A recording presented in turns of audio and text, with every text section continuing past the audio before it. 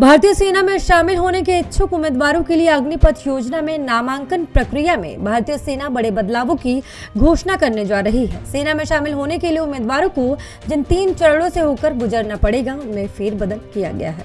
शुक्रवार को भारतीय सेना के एक विज्ञापन में सेना के अग्निवीरों की भर्ती के 3 नए चरणों की जानकारी दी गई है।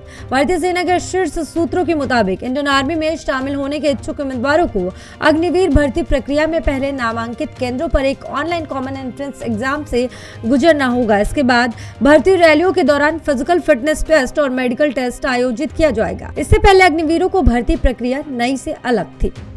पहले उम्मीदवारों को फिजिकल फिटनेस टेस्ट देना होता था। फिटनेस टेस्ट क्वालिफाई होने पर उम्मीदवारों को मेडिकल टेस्ट देना होता था। योग्य उम्मीदवारों को तब एक कॉमन एंट्रेंस टेस्ट देना होता था और फिर फाइनल मेरिट लिस्ट में शॉर्टलिस्ट हुए उम्मीदवारों को ट्रेनिंग दी जाती थी। सूत्रों के मुताबिक भर्ती प्रक्रिया में बदलाव से पहले चरण में उम्मीदवारों की स्क्रीनिंग की जाएगी और केवल योग्य उम्मीदवार ही फिजिकल और मेडिकल टेस्ट के साथ आगे बढ़ेंगे। इससे अग्निवीर भर्ती रैलियों के आयोजन में शामिल लागत को काफी हद तक कम किया जा सकेगा। प्रशासनिक और तार्किक बोझ कम होगा।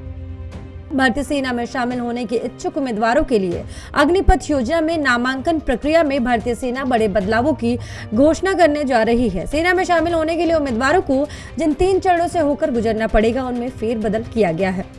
शुक्रवार को भारतीय सेना के एक विज्ञापन में सेना में अग्निवीरों की भर्ती के 3 नई चरणों की जानकारी दी गई। भारतीय सेना के शीर्ष सूत्रों के मुताबिक इंडियन आर्मी में शामिल होने के इच्छुक उम्मीदवारों को अग्निवीर भर्ती प्रक्रिया में पहले नामांकित केंद्रों पर एक ऑनलाइन कॉमन एंट्रेंस एग्जाम से गुजरना होगा। इसके बाद भर्ती रैलियों के दौरान फिजिकल फिटनेस टेस्ट और फिर मेडिकल टेस्ट आयोजित किया जाएगा। इससे पहले अग्निवीरों की भर्ती प्रक्रिया नई से अलग थी। पहले उम्मीदवारों को फिजिकल फिटनेस टेस्ट देना होता था।